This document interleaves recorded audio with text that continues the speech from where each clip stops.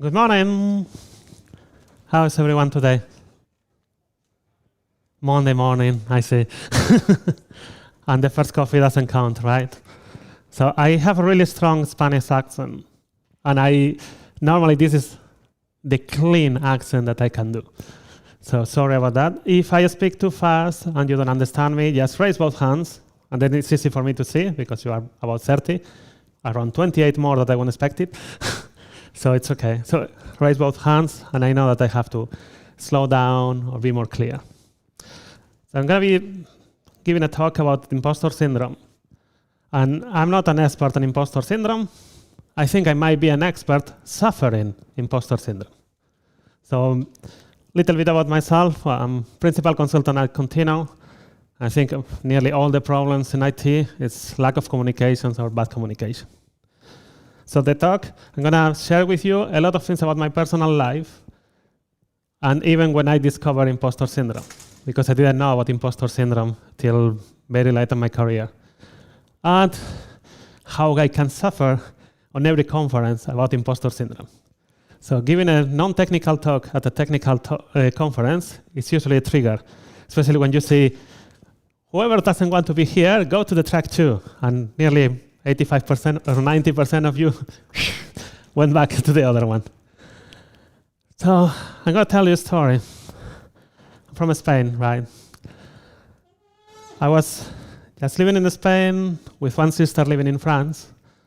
And I don't know whether it was alcohol involved, but she told me, you know, after the Christmas dinner, I managed to convince my boss to interview you because we need developers. And say, well, there is a problem about that. My English was really, really bad. It's the English from high school in Spain in the 90s. So really bad. And I didn't speak French at all, which probably could be a problem to live in Paris, right? But of course I said, okay, why not? I can go one weekend, see my sister in Paris, then I do one interview, they say no, and I go back home, right? So I did prepare a little bit, though. One of my friends, he was an English teacher in a private school. And I said, okay, Thomas, I want to say all of this during my interview, but I don't know how. So he actually wrote down everything, told me several times, you have to say it like that. Of course, I was saying on a really, really weird accent. And I went to the interview, a little bit shocked, because I never heard French people speaking English before that day. I don't know if you work with French people. It's a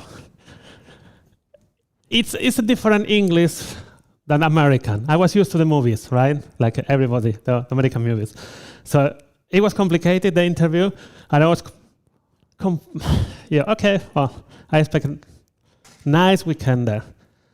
But they call me and they say, actually, I think that there is a good potential there, so we're going to offer you a contract.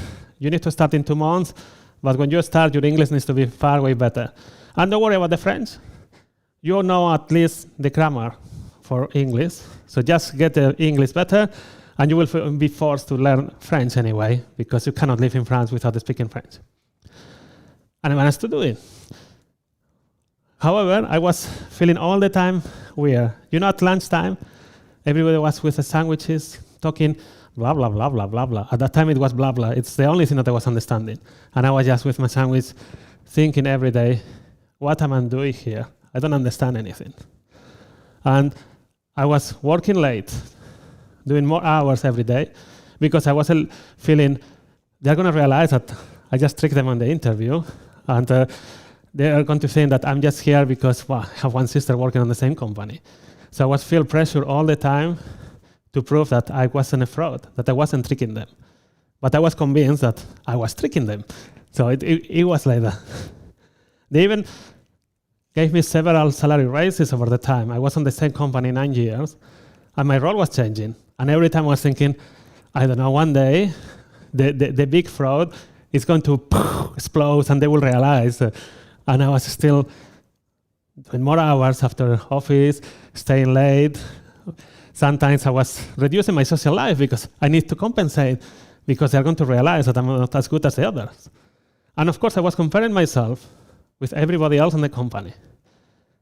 And now what I think, about that, I was comparing myself with others on the stupid things, like, look how well they speak French. Of course, they were French, or from the French-spoken area of Switzerland, from the French-spoken area of Belgium, from Morocco, that they all speak French. But my mind was a little bit, oh, my accent is really bad. Oh, it's not possible. All the time feeling like I was a fraud. I even was borderline with depression because of that, because I was always thinking that they will realize that I was a fraud. And then I moved to UK. Of course, after 9 years speaking French, listening French people speaking English, and only watching American movies, I arrived to the UK. Oh boy, the English there is not the same. I think that they lied to me. I wasn't understanding anything. I remember on the interview that they weren't sure that I was going to understand, that they say, okay, we're going to have one project call on the phone, and you just need to send the minutes. Of course, I was panicking. I said, I'm not going to get anything on the phone call, because most of the time I'm just checking how they move the lips so I can get the context, the words that I don't understand because of the context. But on a phone call? So I said, well, if all my life I've been tricking people, let's continue, right? And if they say no, well, I try another job offer. So I bought a recorder. It was a long time ago. Now it could be easier, right? And I record the call at the same time that I was listening. And on the following hour, I was, okay, listening. Okay, I think it's something like that. This, something like that. This, okay, something like that. And 1 hour after, I sent the minutes. And I was convinced they're going to say no, right? But I got the job. And I was really, really stressed the first days. Because apparently, one project manager on that call said, oh, his minutes were even better than mine, and I know about the project. I said, well, I was listening to the call 3 times, and you were only there once, right? So all the problems that they had in France, I had them again. I was working late, feeling that everybody else, they were amazing, and I was just lucky all the time, at the right moment, and my luck is like, oh, I'm playing lotto every day, and I'm getting all the time the lotto. Of course, I was reducing social life as well, because I need to work harder. I need to try to get better and understand better. And I was bordering with anxiety. And then I realized that in both, in France and UK, it was the same all the time. Working late, feeling anxious, depressed, and thinking that everybody else is amazing. And the feeling that it's not your place. You know, in France, I was the 9 years on the same company, so I didn't have to worry too much about the job interviews and so on. But UK is really different. If you really need to progress, you need to change jobs in UK, right? So after 1 year and a half, we continue with the trickster. Okay, let's do interviews. And I remember one interview. I arrived to the interview and they say, oh, we've been trying to fill this role for 4 months, and we've never found the right person. That was the calmest of all my interviews ever, because I was convinced after that it wasn't me. So I wasn't nervous at all. I said, well, they're looking for 4 months. And it's a company that everybody else is really techy. And although I started as a Java developer in 2000, I switched careers from management, in management, and all that kind of agile stuff, because I wanted to be close to the people and not to the code. I know I'm a weird one, I know. So I did the interview, convinced that, well, it's a good experience for other interviews. And the recruiter of that company called me and said, oh, Antonio, we never talk about salaries, and I haven't had any chance to talk to the other interviewers. I think he was lying. I think probably he already talked to them. But at that time, I believe him. He said, oh, well, if you want about salaries, I did what everybody could do. If my current salary is like that, and I want this one, I ask for this, right? Thinking that they're going to give me something in the middle. They called me the next day, and they offered me even more than the money that I asked for. So, of course, I was mixed feelings about, they are really, really wrong? Or am I getting the lotto again? It was a weird feeling. course, I say yes, and I say, well, in 2 months, they will say after probation, you are not good enough, and I have 2 months of good salary, right? And the feelings again, they started again. So my context changed to a new company, and I was feeling the same. I was a company, small company, around 40 consultants. Around 10 of them, they were giving talks at conferences. Of course, I wasn't a conference speaker at that time, because I think that when you're a conference speaker, you might think that it's impossible to trick that many people at once. So someone will realize on the audience and will throw a tomato to me, right? I was one day, the president of the company said, well, in order to increase visibility, I like more people to give talks at conferences. So I'm going to have one day, all of you are going to be at the conference day, internal conference day. We are not with the clients. So I want people to submit talks.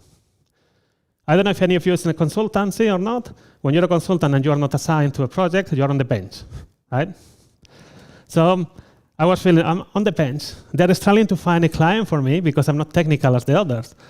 So I need to submit something. Otherwise, they're going to say, Antonio, probably you shouldn't be here. So I submit a talk.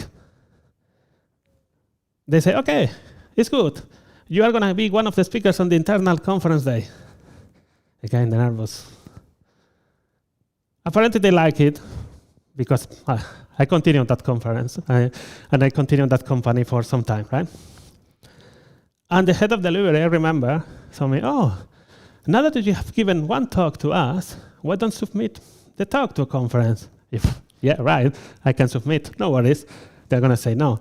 The program committee, they know their stuff, right? They usually put a really, really good program on every conference. But it got accepted. So probably some of you have been there. It's Vilnius in Lithuania. It was the first ever conference in my life. The internal one doesn't count. It was all the people of my conference, right? It was a high-load strategy conference. And my talk, it was about project management and DevOps.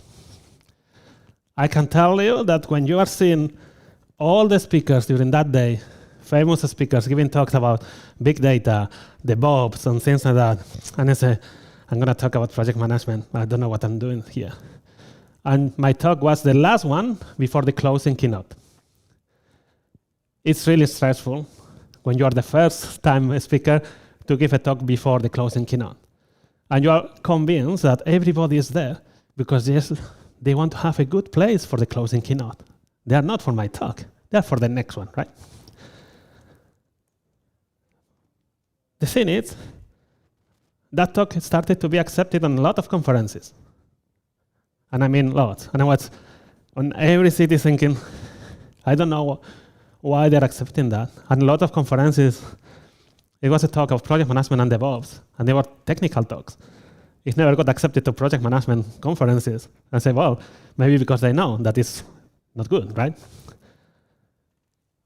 But at the end, after some conferences, there was one of my colleagues at that company said, you know, you've given this talk several times. You need to create more talks and to make it a little bit serious, because if they are getting you in the conference, you should be good. And I didn't, okay, I can get serious, but I'm not good at this, and I know it. So I was disregarding positive feedback. And I remember that year, I don't know if you have a feedback form here on this conference or not. Some conferences, they have feedback form, and I was always checking the comments and only focusing on the negative ones. If it was a positive one, I don't care. You see, that one, he said that I speak fast. You see, I'm not good. Someone realized, and I was always focusing like that. So, okay, I need to learn more. There was a Pluralsight course at that time from Scott Hanselman from Microsoft. He's amazing. He's really, really a good speaker. And I enjoyed the course. I don't know whether it's still there, though. And I got an advice. You shouldn't create a whole talk. The key thing is your title and your abstract. If they are really, really good, you just submit to a lot of conferences, because around 90 to 95% of the talks submitted are rejected anyway. Because for 10 slots, a conference is getting 150 or 200 proposals. So don't worry. You just submit the title and the abstract, and if someone accepts it, then you create the talk. Oh, that's MVP, Agile, all that cool stuff, right? So why not? So I did submit one. And I got an email. Oh, your talk is accepted. And it was one of the most value or the scoring from a mobile track. And I was thinking, but they're crazy. I haven't even created the talk. How can they say something like that? And I was really, really nervous because I don't have a talk. And there's a conference that they have around 500, 600 people in Greece all the time. Okay, Antonio, breathe. Let's see the other speakers, right? Let's see who is one of the keynotes. Any guess? Who was one of the keynotes on that conference? Scott Hanselman, the one that I was doing the plural site course. So I can tell you, the imposter syndrome was kicking really, really hard. And of course, I was the last talk before closing keynote by Linda Lucas talking about books for kids, about programming, that it was an amazing talk.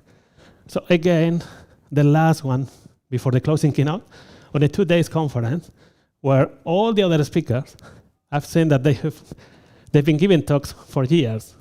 And I was there thinking, I'm lowering the level really, really low.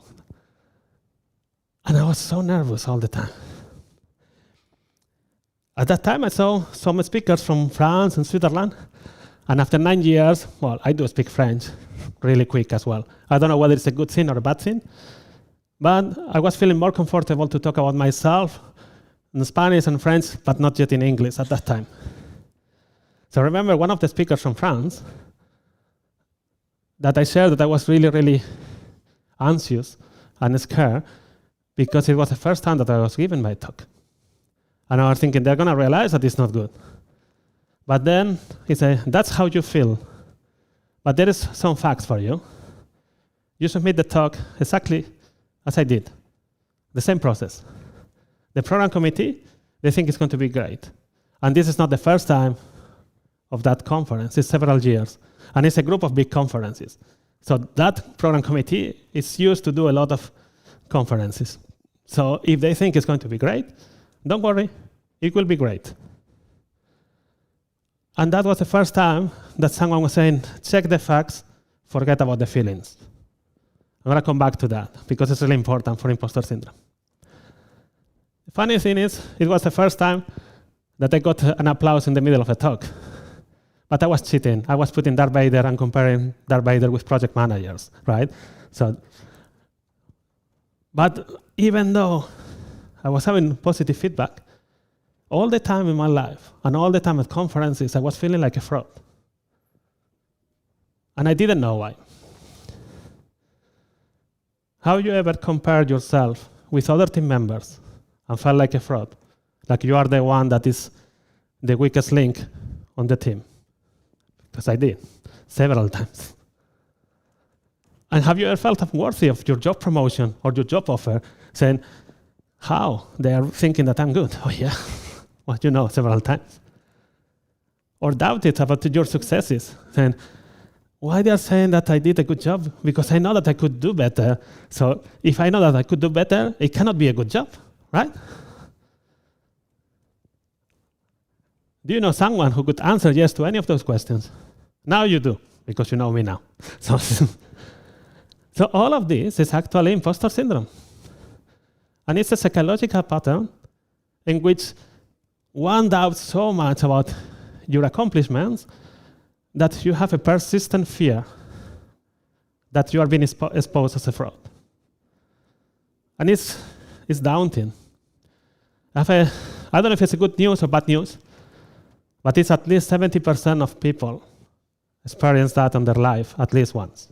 You can even experience it several times in your life, I can tell you.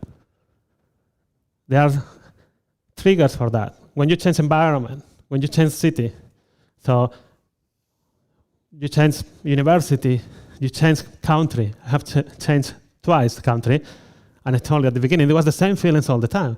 When I changed companies, during the probation period, it's the same feeling all the time, because you think they're going to realize of that. It's even worse for underrepresented gender or ethnicity. There are some women that can think on IT that they are there just for the quota. And the reality is they are there because they are amazing. But they might think that they are not, and they might suffer in. So some symptoms that you're afraid or feel shame to ask for help, because you think, if they are giving me that job, probably they suppose that I know everything. So I shouldn't ask for help. And then you stay late and continue Googling, Stack Overflow, all that kind of stuff, right? Or you have an unfinished project because it's not perfect. It's like the talk. You have an unfinished talk because it's not perfect, and you don't want to submit that talk to any conference. You cannot start a project because you don't know how to start. You're afraid of to start something that is not good. It's the same with the talks. I feel the same when I want to start a new talk or a new abstract. You keep thinking that the others are talented, and you are just the lucky person at the lucky moment at the right time. Come on. You cannot be all the time that person, the lucky person at every moment of your life, right? And you look for external validation. So as a speaker, I don't do that anymore, mostly. Some days, right? But I don't look for feedback on the conference like I was trying to find if they are good or not. If I have the feedback, I'm really happy. But it's not that obsession that I had before. And of course, before, as I said, you disregard all the positive feedback, and you are focused on the negative. Because you think, well, if I evaluate myself, I know all the things that I know to improve. So let's see if they're finding out or not, right? So some expressions that you might hear of people that they might or might not have imposter syndrome. You know, I have been coding for more than 20 years. I know my code is good. Don't need to review it. I have that several times when I go to clients, and there is always someone that, oh, what's that? Reviewing code and things like that. They don't want, because they think they're going to be exposed as a fraud, you know, more than 20 years, and still feeling that they are winging it and tricking people, so they don't want someone to check the code. Or you want us to open source this. What happened if they find bugs? The real question there, you don't open source that. And what happened if you don't find the bugs and you put it in production? It's worse, right? Or we all have that colleague, or you can be that colleague before COVID or now that we're opening. It's, oh yeah, I'll go home later. Let me finish this. You can go to the beer, not today, maybe the next day. Let me finish this. It's only today. And it's not only today, right? So there's a lot of talks about imposter syndrome. There is a lot of people that they know a lot about that. But for me, now that I discovered imposter syndrome at the conference, actually in Kiev, several years ago. And even though at that time, it didn't open my eyes straight away, 1 month or 2 months later, it was like, click. Actually, it might be that, what I have. And for me, it's the 4 key things of imposter syndrome: self-doubt, perfectionism, fear of failure, and anxiety. Self-doubt, like you feel that you will never know enough, right? Or you feel that you will never know enough to give another talk at a conference. You know, one of the good things, that self-doubt, nearly 90% of the conference speakers, they have it. Not everyone, they are going to tell you.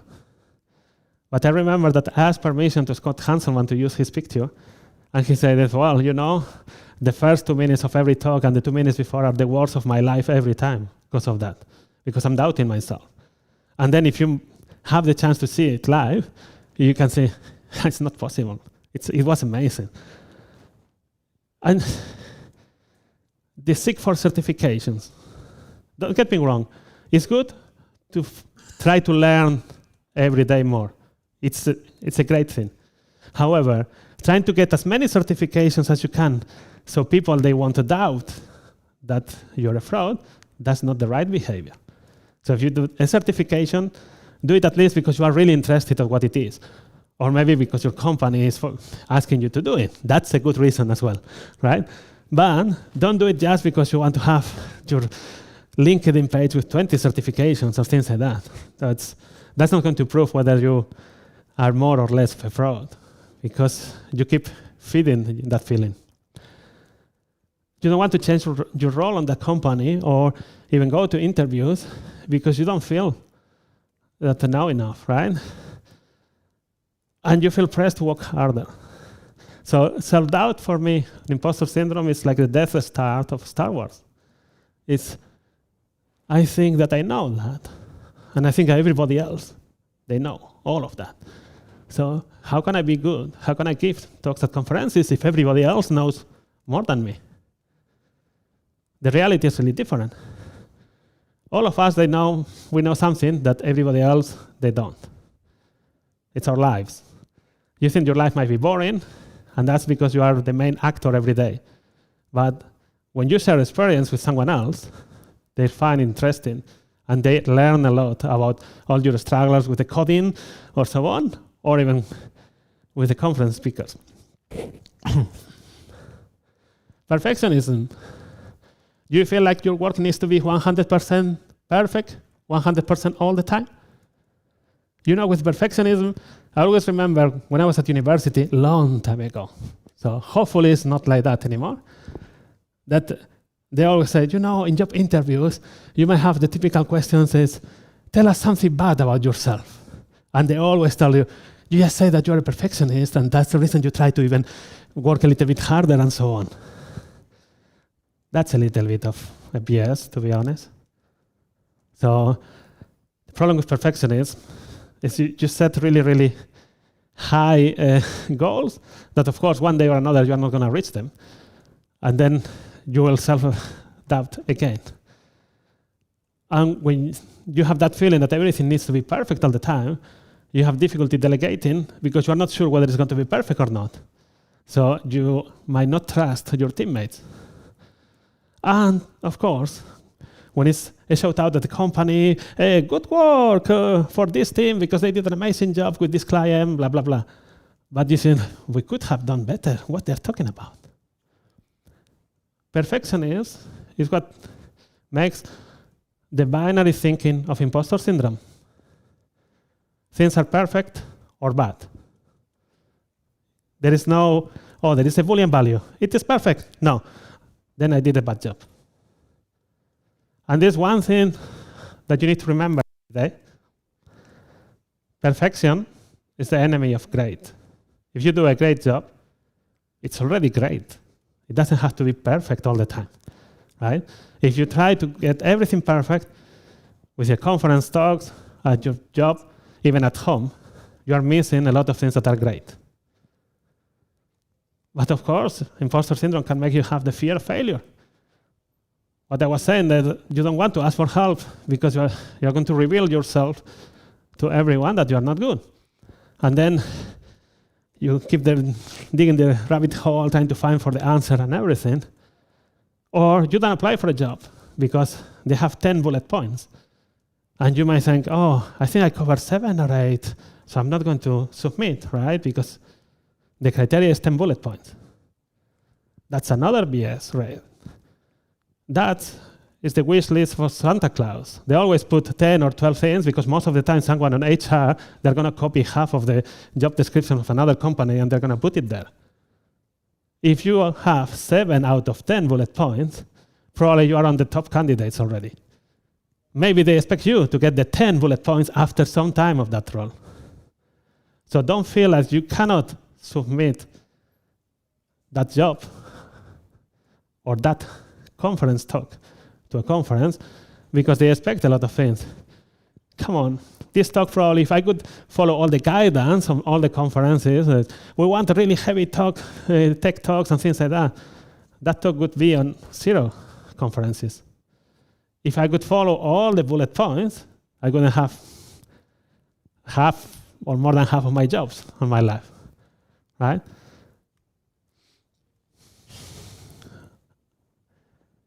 You have a major setback. We all have in our lives. It might be a project that didn't go well. For a conference speaker, it might be a new talk that actually you feel it wasn't great, and a lot of people, they weren't good. Then you start doubting again. Perfectionism, self-doubt, and fear of failure. All of that can lead you to anxiety. I'm not an expert on mental health. I'm not an expert on anxiety. But if you ever feel that you are suffering anxiety, the key thing, talk to someone and seek for help. Don't get it only for yourself. Anxiety can be really, really dangerous if you don't talk or if you don't seek help. The anxiety in my case, I was isolating myself from others. I was having trouble sleeping because I was working more hours to prove that I was good. And of course, as I was working more hours, I was reducing my social life.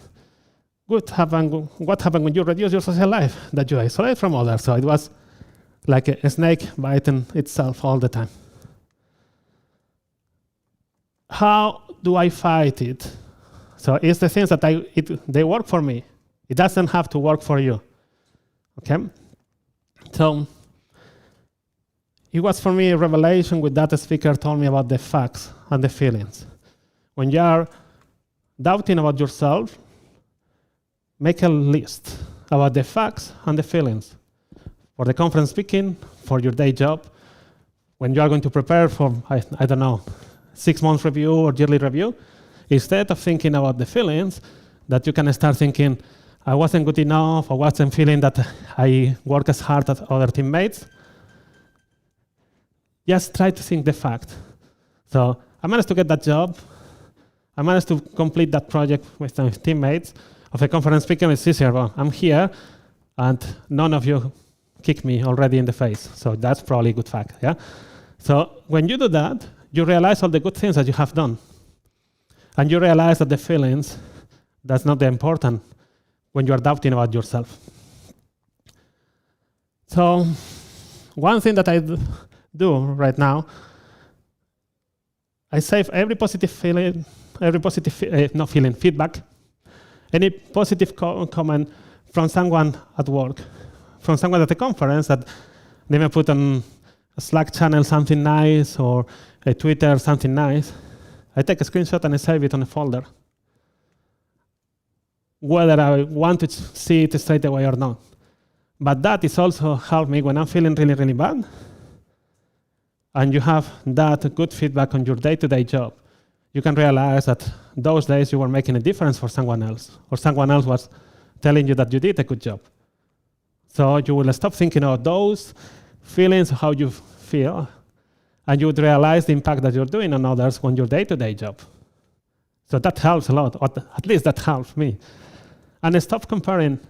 You know, that tech lead on the team that you think that that person is amazing, that you would never be like that, maybe that person is feeling like impostor and feeling forced to prove all the time that they need to be the firefighters or the good ones of the teams because everybody expects that of them. And come on, when everybody expects you to be the best one of the team, that might be also a heavy burden to feel, right? So don't compare with yourself. You don't know exactly what that person is feeling. Have someone to talk to.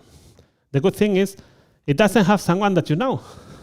For example, that conference speaker that I met on that, they did the fact and feelings with me, and it helped me a lot. With some of my friends, we know now about imposter syndrome.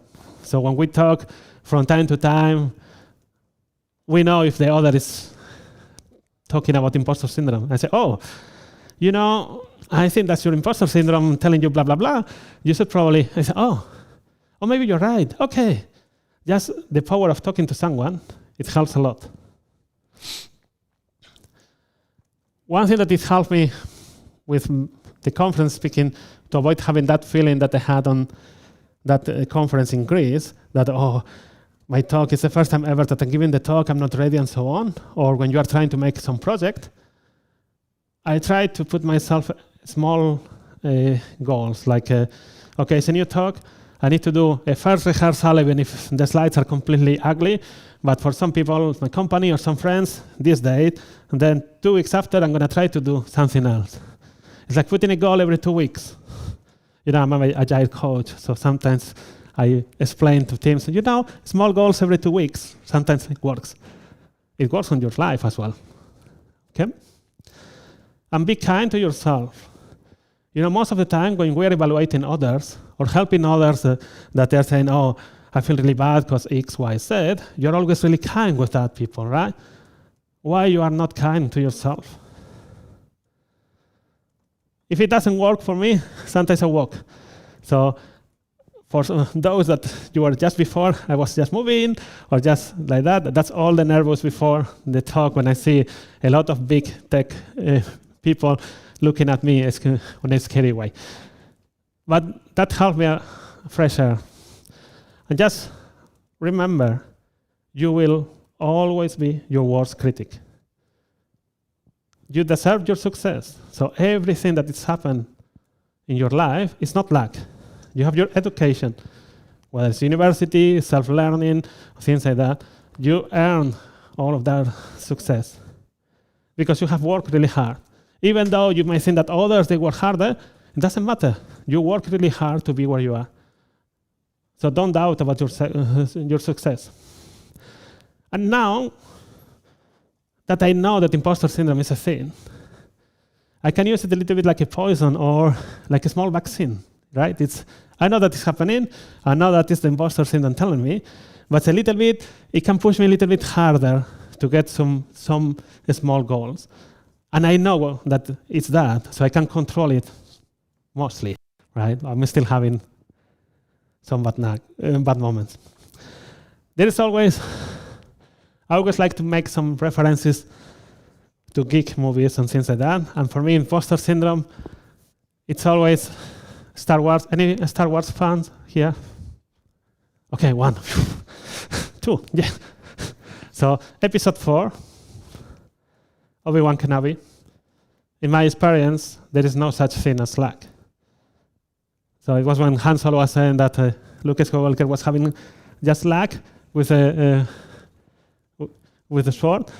Now he says, no, it's work. He's working, right? And it's the hard work and your dedication. So probably I'm going to pronounce really, really badly, but I'm going to try. Dziękuję.